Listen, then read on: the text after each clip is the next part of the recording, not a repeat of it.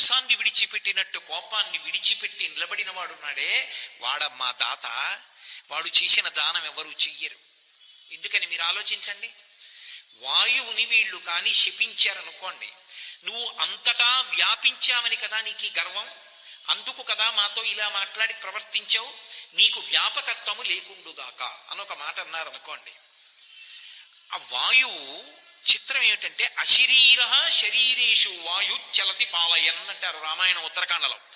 వాయువు శరీరంతో ఉండడు, కానీ అన్ని శరీరములలోకి వాయువు వెళ్ళి పరిపాలన చేస్తాడు.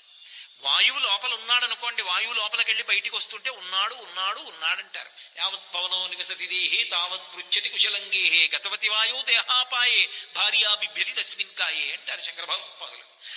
ఊపిరి లోపలికెళ్ళి బయటికి వచ్చినంత కాలం అయ్యా బాగున్నారా బాగున్నారా బాగున్నారా అంటారు. లోపలికెళ్ళి బయటికి రాకపోయినా, బయటికి వచ్చింది లోపలికి వెళ్ళకపోయినా లేడు వెళ్ళిపోయాడంటారు. శివం అనడానికి ఆధారము వాయువే. ఆ వాయువు లోపల తిరుగుతోంది కాబట్టి చేతులు కాళ్ళు కదులుతాయి. కదులుతున్నాయి కాబట్టి ఆచమనం చేస్తున్నాం, సమయానికి సంధ్యావందనం చేస్తున్నాం, యజ్ఞం చేస్తారు, యాగం చేస్తారు, దేవతలకు హవిస్సులు ఇస్తారు, ధర్మచక్రం నడుస్తోంది, వర్షాలు పడుతున్నాయి. వాయువు అంతటా వ్యాపించి తిరగలేదనుకోండి, కాష్టభూతాని జిజ్ఞిరే, సర్వభూతములు కర్రల్లా అయిపోయాయి అనుకోండి. అయిపోతే మంగళప్రదత్వం ఎక్కడుంది? ఇక ఆచమనం ఎలా చేస్తారు, సంధ్యావందనం ఎలా చేస్తారు, అర్ఘ్యం ఎలా ఇస్తారు, యజ్ఞం ఎలా చేస్తారు, యాగం ఎలా చేస్తారు, మాట ఎలా మాట్లాడతారు? ఏముండవు. అందుకే వాళ్ళు మా కోపంతో వాయువుని శపించడం తేలిక, మాకు తపశ్శక్తి ఉంది, కానీ మేము వాయువుకి ఇచ్చిన శాపం వాయువుతో పోదు. మేము వాయువుని ఏమన్నది లోకం బాధ కారణమవుతుంది. అందుకే మేము వాయువు జోలికి వెళ్ళాం. నిగ్రహించుకున్నారు. క్షమ, ఓర్పు పట్టారు. ఇది కదు హనుమ చెప్పారు. ఎవడు ధన్యాస్తే పురుష శ్రేష్టా ఏ బుద్ధ్యా కోపబుద్ధితం నిరుంధత్తి మహాత్మానోదిత్తమగ్ని వివంభస. ఎవడికి కోపం వస్తుందో వాడు కోపాన్ని క్షమ, ఓర్పు చేత తట్టుకున్నాడో వాడు ధన్యాత్ముడు. వాడు లోకం కీర్తిస్తుంది వాణ్ణి. వాళ్ళు చిన్నపిల్లలు, కానీ ఎంత పరిణతి వయసుని బట్టి రాదు, నీవు ఎంత పాటించగలవన్న దాన్ని బట్టి వస్తుంది. వాళ్ళు ఎంత ధర్మాన్ని పట్టుకున్నారంటే, వాయువు జోలికెడితే లోకాలు పాడవుతాయి, ఊరుకున్నారు, వదిలిపెట్టేశారు. తాము కష్టపడుతున్నారు, బాధపడుతున్నారు. అందుకన్నాడు తండ్రి క్షమాదానం. ఎవరికో ఒక ఇద్దరికి అన్నం పెట్టచ్చు, అంతకన్నా అమ్మా మీరు ఇవాళ కోపం తెచ్చుకోకపోవడం వల్ల సమస్త ప్రాణులు నిలబడ్డాయి, ధర్మచక్రం తిరుగుతోంది, ఇంతకన్నా దానం ఏముందమ్మా? అందుకని క్షమాదానం, ఓర్పు కన్నా దానం లోకంలో ఇంకోట్లేదు. క్షమాదానం, క్షమాయజ్ఞం, ఓర్పుయే యజ్ఞము. లోపల అగ్నిహోత్రం రగిలిపోవలసిన స్థితిలో కూడా చిరునవ్వుతో ఏమీ అనకుండా నిగ్రహించుకొని తన కర్తవ్యం తాను చేసుకుంటూ వెళ్ళిపోతూ ప్రతిస్పందన లేకుండా ఈశ్వరుణ్ణి నమ్ముకుని బ్రతకగలిగినటువంటి స్థైర్యం అంత తేలిగ్గా వచ్చేది కాదు. అది యజ్ఞం. యజ్ఞమునకు కూర్చున్నవాడు ఎంత వైదికంగా, ఎంత పవిత్రంగా, ఎంత దీక్షితుడై ఉంటాడో, కోపం రాకుండా పరిశీలనం చేసుకోవలసిన వాడు కూడా అంతగా ఎప్పటికప్పుడు తనని పరిశీలనం చేసుకుంటాడు. యజ్ఞం చేసేవాడు దీక్షాస్వీకారం చేస్తాడు. దీక్షాస్వీకారం చేస్తే నియమపాలనం చేయాలి. కోపాన్ని పరిశీలనం చేసుకునేవాడు కూడా నియమపాలనం చేస్తూ ఎప్పటికప్పుడు తనని చూసుకుంటూ ఉంటాడు. క్షమాదానం, క్షమాయజ్ఞం, క్షమా సత్యం హి పుత్రికాహ. ఓ పుత్రికలారా, క్షమయేనమ్మా సత్యం. క్షమ కన్నా దైవం ఇంకా లోకంలో లేదు. సత్యం అంటే ఈశ్వరుడు, మారనిది. అమ్మా ఈశ్వరుడే ఓర్పు. అందుకే ఎవరి యందు ఓర్పు ఉన్నదో వారికి ఈశ్వర అనుగ్రహం ఉన్నదని గుర్తు. ఎవడికి ఓర్పు లేదో వాడు రాక్షసత్వమును పొందాడని గుర్తు. కాబట్టి అమ్మా, క్షమా సత్యం, క్షమా సత్యం, క్షమా ధర్మం. ధర్మమే ఓర్పు. ఆ ధర్మమునందు అనురక్తి ఉన్నవాడికే ఓర్పు ఉంటుంది. ధర్మమునందు అనురక్తి లేని వాడికి ఓర్పు ఉండదు. కాబట్టి క్షమాధర్మ, ఆ క్షమ, ఆ ఓర్పు ఏది ఉన్నదో అది క్షమా యశ, సమస్తమైన కీర్తికి కారణము. అది ఎంత ఓర్పండి మహానుభావుడికి అంటారు. ఎంత ఓర్పండి భూదేవికి, ఏమి ఓర్పండి నా తల్లి సీతమ్మది, ఏమి ఓర్పండి రామచంద్ర ప్రభువుది. రామాయణంలో ఈ ఓర్పు ఉన్నవాళ్ళెవరో వాళ్ళకి పట్టాభిషేకం జరుగుతుంటుంది. అంత గొప్పగా మాట్లాడతారు. అందుకే వాల్మీకి మహర్షి హనుమతో చెప్పించినప్పుడు, అంటే హనుమ చెప్పినది వాల్మీకి రచించినప్పుడు రాముడి గొప్పతనం చెప్తూ ఒక మాట అంటారు, తేజసాదిత్య సంకాశ క్షమయా పృథివీ సమః బృహస్పతి సమోబుద్ధ్యో యశసా వసవో సమః. రాముడి గొప్పతనం ఏమిటంటే భూమికి ఎంత ఓర్పో రాముడికి అంత ఓర్పు. చేతకాక ఊరుకోడు, చేతనయ్యుండి ఊరుకుంటాడు. ఎందుకు ఊరుకుంటాడంటే అవతల వాడికి తెలియదు. నేను తెలిసిండి కలియబడితే ఇక దానికి అర్థం ఎక్కడుంది? తెలిసిన తనానికి తెలియని తనానికి తేడా ఎక్కడుంటుంది? ఊరుకుంటాడు. ఆత్మవత్ సర్వభూతేషు, అన్ని భూతముల యందు తన ఆత్మని చూసుకుంటూ ఉంటాడు. అది క్షమ రాముడిది.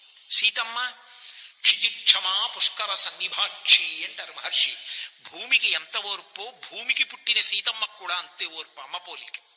నిజంగా ఆ తల్లి ఆగ్రహిస్తే రావణుడు చేసిన దుశ్చేష్టితములకు అసలు నిలబడుతుందా భూమి? కానీ ఆ తల్లి ఓర్పు పట్టింది, అందుకు నిలబడింది. కాబట్టి క్షమ ఎక్కడ ఉన్నదో అదే క్షమా యశః, ఓర్పు కీర్తి. ఓర్పు పట్టడం అంత తేలికైన విషయం కాదు. మనిషి ఉద్రేకపడిపోవాలనే మనసు ఎప్పుడూ కూడా ప్రబోధం చేస్తుంది. ఉద్రేకపడు, కోప్పడు, ఇలాను అలాను ప్రబోధం చేస్తుంది. తప్పు, అలా అనకూడదు.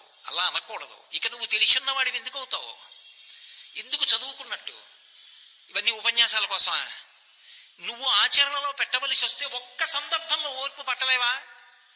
ఆ ఓర్పు పట్టలేని వాడికి ఎందుకు ఈ ప్రవచనాలు అని నీ మనసుని నువ్వు పరిశీలనం చేసుకుని ఒక్క సందర్భంలో ఓర్పు పట్టగలిగితే అది కీర్తికి కారణం అవుతుంది.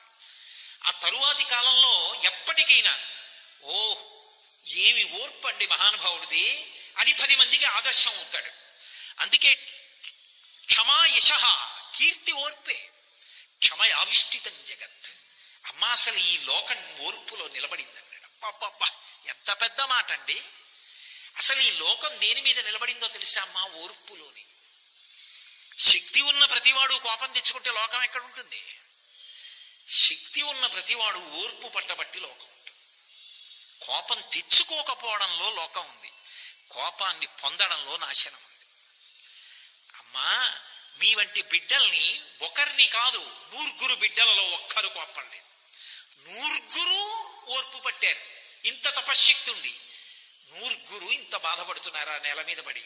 ఇటువంటి బిడ్డల్ని కన్నా తండ్రిగా నా చరిత్ర శాశ్వతత్వాన్ని పొందుతుంది కదమ్మా. అందుకు కదూ త్రేతాయుగంలో విశ్వామిత్ర మహర్షి రామాయణంలో రామచంద్రమూర్తికి చెప్పినటువంటి కథ కలియుగంలో ఇప్పటికీ చిత్తూరులోనే చెప్తున్నాను అంటే నిలబడిపోలా కుశనాభుడు? ధన్యుడు గాలా అటువంటి బిడ్డల్ని? గని కోపాన్ని పొందినవాడు కాదమ్మా గొప్పవాడు, కోపం స్థానంలో ఓర్పుని పొందినవాడు. ఎంత అనుభవం ఉంది మీకు జీవితంలో? ఏ అనుభవాలు లేవు ఇంకా. మీరు పిల్లలు పెళ్లి కూడా కాలేదు, కానీ ఎంత ఆలోచించారమ్మా. ఇది తండ్రి హృదయం. ఇంత ఉత్తములైన బిడ్డలకి నేను తండ్రిని అయ్యానమ్మా.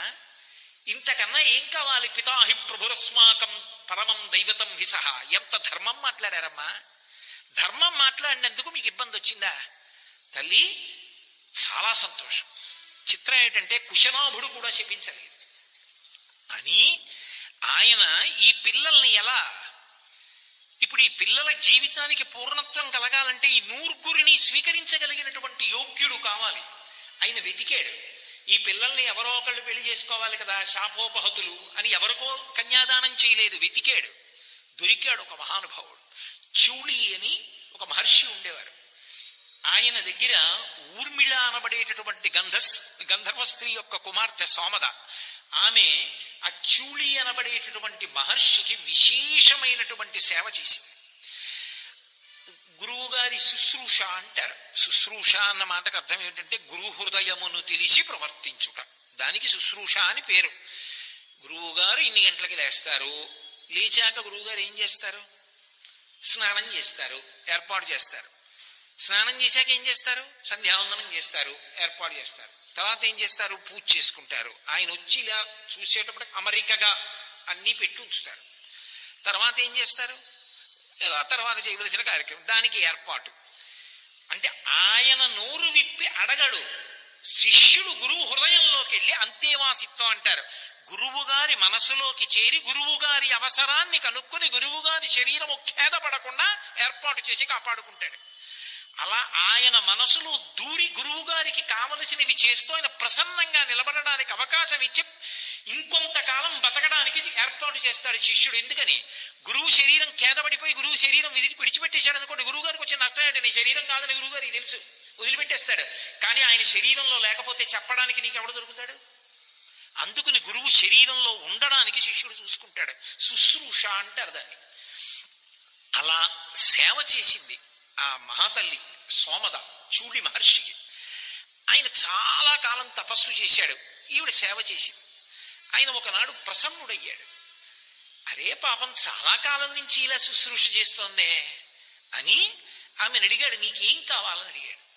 నువ్వు బ్రహ్మర్షివి, మహానుభావుడివి, బ్రహ్మతత్వాన్ని ఎరిగినటువంటి వాడివి, ఇంత గొప్పవాడివి కనుక నాకు ఒక మానసపుత్రుణ్ణి ప్రసాదించు, నీ వంటి బ్రహ్మతేజస్సు కలిగినటువంటి కుమారుణ్ణి నాకు అనుగ్రహించు.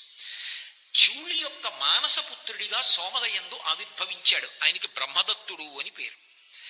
ఆ బ్రహ్మదత్తుడు రాజ్య పరిపాలన చేస్తున్నాడు. ఆ బ్రహ్మదత్తుడికి ఈ 100 కన్యల్ని కన్యాదానం చేస్తానన్నాడు. ఎవరు ఒప్పుకోవాలి? సోమద ఒప్పుకోవాలి, అత్తగారు కదూ, మరి బ్రహ్మదత్తుడి యొక్క తల్లి కదూ. ఆవిడ ఈ పిల్లల యొక్క గుణగణములు విని మురిసిపోయింది. ఆ పిల్లలకి గూనుందండి అనలేదు. అబ్బా ఎంత ధర్మం ఉన్న ఆడపిల్లలు 100, వాళ్ళు నాకు కోడళ్ళు కావాలండి. బ్రహ్మదత్తుడు పాణిగ్రహణం చేయడానికి వచ్చాడు. ఒక్కొక్కరి చెయ్యి తీసి ఆయన చేతిలో పెడుతున్నాడు కుశనాభుడు. ఆయన చేతిలో ఒక్కొక్క ఆడపిల్ల చెయ్యి తగిలేటప్పటికీ వాళ్ళకి యథారూపాలు వచ్చేసాయి. ఆయన తేజస్సుటువంటిది. 100 యథారూపాలు పొందారు. సోమద అది గమనించవలసింది రామాయణంలో. కోడళ్ళని పిలిచి, చూసావా మా అబ్బాయి ఎంత మంచివాడో, అటువంటి నా కొడుకు వల్ల కదూ ఇవాళ మీరు మళ్ళీ వికృత రూపాలు పోగొట్టుకున్నారు, మా అబ్బాయి పట్ల మీరు ఎంత జాగ్రత్తగా ఉండాలి అనలేదు. ఇంత గొప్ప కోడళ్ళు 100 వచ్చారని సంతోషంగా స్వాగతం పలికింది. అది అత్తగారంటే. ఇంత మంచి గుణములున్న పిల్ల మాకు కోడళ్ళు అయ్యారు, ఇంకింతకన్నా ఏం కావాలంది. తన కొడుకు గొప్పతనం చెప్పలేదు.